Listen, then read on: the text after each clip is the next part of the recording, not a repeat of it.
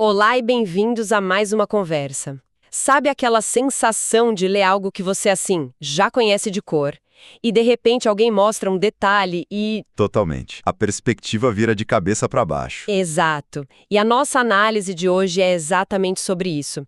A gente vai pegar 5 expressões bíblicas bem conhecidas e olhar para elas com 2 lentes diferentes. De um lado, a leitura mais clássica, né? Vinda da teologia reformada. Isso. E do outro, vamos tentar voltar para a estrutura original do pensamento hebraico. E a missão aqui não é dizer que um tá certo e o outro tá errado. De forma alguma. É enriquecer, né? É isso. Explorar as nuances, ver como voltar ao contexto original pode dar, sei lá, mais profundidade para o nosso entendimento. Bom, vamos mergulhar nisso. Com certeza. E acho importante dizer que o ponto central aqui é o enquadramento. A moldura que a gente usa. A moldura, como assim? A teologia sistemática, que é tipo uma grande herança da reforma, organiza tudo por temas, né? Pecado, redenção, santificação. Ah, entendi. É uma lógica temática. Exato. Uma lógica de redenção do indivíduo. Já o pensamento hebraico, ele opera numa moldura mais histórica, pactual. A pergunta deles é menos como eu sou salvo e mais quem somos nós como povo de Deus. É uma mudança do eu pro nós. Precisamente. Do sistemático para o histórico. Perfeito. É como organizar uma biblioteca por assunto ou por ordem de publicação. Ambas são úteis, mas contam histórias diferentes. E o nosso primeiro exemplo já mostra isso de cara. O pedido de Eliseu. Clássico. Sim.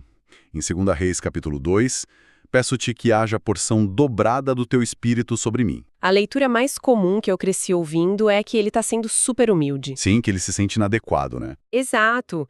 Ele olha para Elias, aquele gigante, e pensa... Para eu fazer metade do que ele fez, vou precisar do dobro da força. É um pedido de capacitação espiritual. E essa é uma aplicação pastoral muito boa, com ótimas intenções. Foca na nossa insuficiência.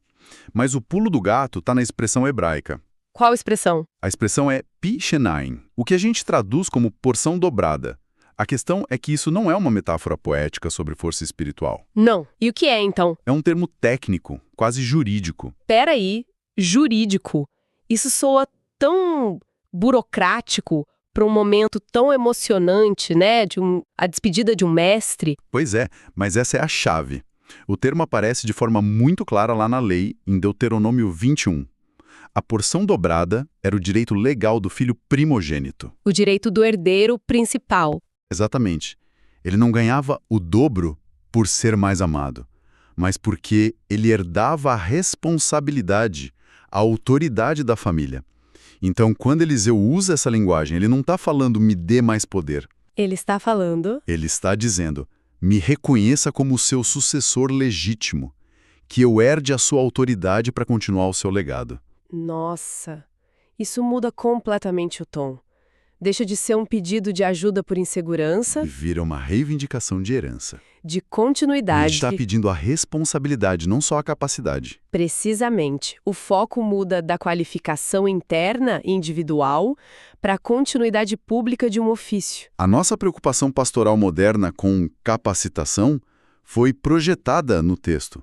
Mas a preocupação original era sobre sucessão, sobre legitimidade. Entendi. A gente olha para a psicologia do indivíduo e eles olhavam para a estrutura social da aliança. Uau! E falando em centro do indivíduo, isso me leva direto para o nosso segundo ponto. O coração. Assim. Provérbios 4. Isso. Sobre tudo o que se deve guardar, guarda o teu coração. A visão reformada deu uma profundidade incrível para isso, mostrando que o coração não é só emoção. Não, é o centro da pessoa. Vontade, afeições, moralidade. O centro de comando, né? Exato. É uma leitura muito rica. Identifica o coração como o epicentro da nossa queda e da nossa regeneração. O que o pensamento hebraico faz é ampliar ainda mais essa ideia. Ampliar como? A palavra hebraica para coração, lev, engloba também o que a gente hoje separa como mente. Para eles, o coração pensa, o coração raciocina, pondera, decide. Então, quando a Bíblia fala de coração, não está necessariamente opondo a cabeça. De modo geral, não. Por exemplo, Salomão pede um coração que ouve, que na prática era discernimento judicial. Em Gênesis, se fala dos pensamentos do coração. Para eles, não existia essa divisão cartesiana entre razão e emoção. Ah, então, estamos vendo aquele padrão de novo. A moldura reformada olha para o estado do coração, caído ou regenerado. Já a moldura hebraica, em Provérbios, foca mais na função do coração. É isso. Perfeito. Provérbios é literatura de sabedoria. O objetivo é formativo. Guardar o coração nesse contexto é proteger e treinar esse centro de comando. Para que ele direcione bem a vida toda. Exatamente. O foco é na formação do caráter dentro da ordem da criação, antes mesmo de entrar na discussão específica sobre redenção. Uma visão não anula a outra, mas nos ajuda a ler Provérbios como o que ele é, um manual de como ser uma pessoa sábia. Faz todo sentido. E essa ideia de guardar me faz pensar em outra expressão, guardar a lei. Salmo 119. Sim, guardo no coração a tua palavra para não pecar contra ti. E, de novo, a tradição reformada faz um trabalho excelente em explicar que isso não é legalismo. Sem dúvida. É uma obediência que nasce da gratidão, do prazer. Isso, uma leitura super sólida. Mas, de novo, se a gente olha para as palavras, ganhamos mais textura. A primeira é Torá. Nós traduzimos como lei.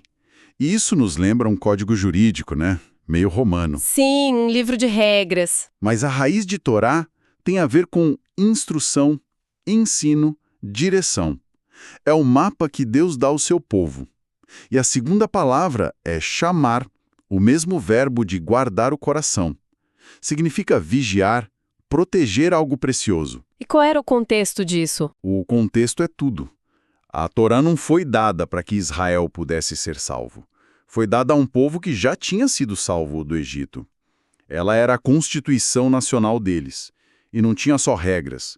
Tinha histórias, poemas, sabedoria. Então, guardar a Torá é menos como seguir um manual de instruções e mais como preservar a constituição de um país. É sobre manter uma identidade coletiva viva. É uma analogia perfeita. É preservar a herança que define quem você é como parte de um povo. A moldura reformada foca no indivíduo, na sua santificação. A moldura hebraica enquadra a Torá na história da formação da identidade de um povo. Não é lei versus graça. Não. É uma moldura individualista contra uma corporativa, histórica. O salmista, ao celebrar a Torá, está celebrando a grande instrução que molda a vida da nação dele. Essa dimensão coletiva é algo que a gente muitas vezes perde. E isso nos leva a um quarto conceito, o temor do Senhor. O princípio da sabedoria. Exato. A teologia reformada é muito cuidadosa aqui, distinguindo o medo servil, de escravo, do temor filial, a reverência de um filho.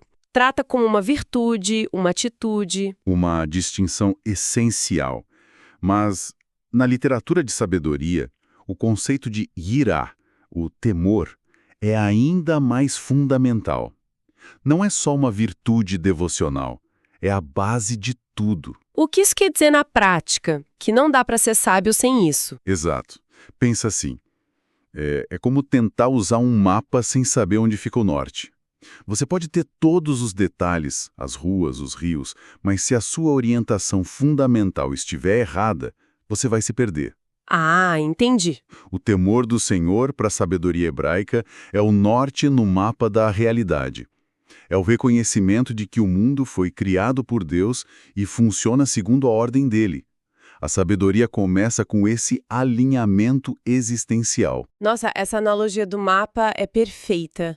Então, não é tanto sobre se sentir de um jeito ou de outro, mas sobre ter a bússola calibrada da forma certa para conseguir ler o mundo. É o ponto de partida. Exatamente. Se a gente lê Provérbios só como um guia de piedade individual, a gente perde essa dimensão de que ele é quase um tratado sobre a física da realidade moral. O temor do Senhor é reconhecer o arquiteto antes de estudar a planta do edifício. Fascinante. E isso nos leva ao último ponto, que parece amarrar tudo: conhecer a Deus. A frase de Oséias 6 é muito forte.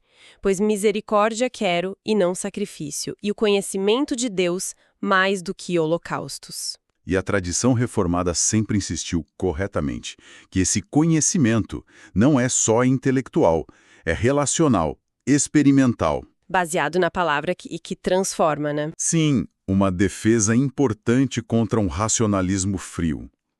E a chave, de novo, está na palavra hebraica, o verbo idá. Para nós, conhecer pode ser algo puramente mental, mas idá é um conhecimento que se tem nos ossos, nas mãos. Envolve experiência, participação e fidelidade. E como isso aparece no texto de Oséias? O contexto é uma crítica profética.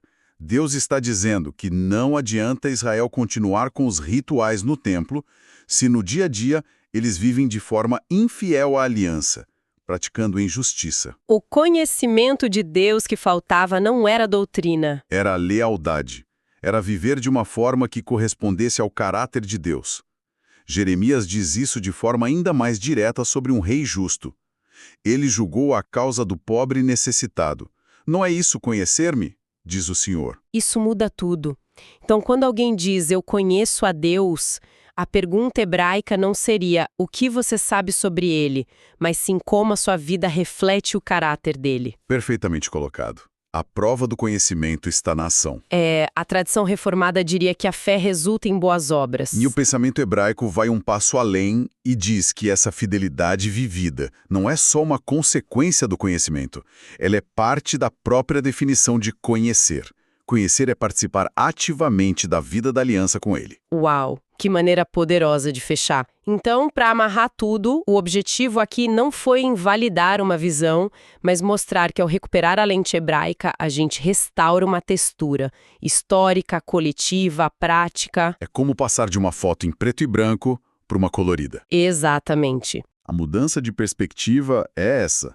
Saímos de um foco quase exclusivo no indivíduo e sua salvação para uma visão mais ampla que inclui a aliança com o povo, a formação da identidade desse povo e a fidelidade prática como coração dessa relação. Uma não anula, mas enriquece imensamente a outra. Exato. E com isso, a gente deixa um pensamento final.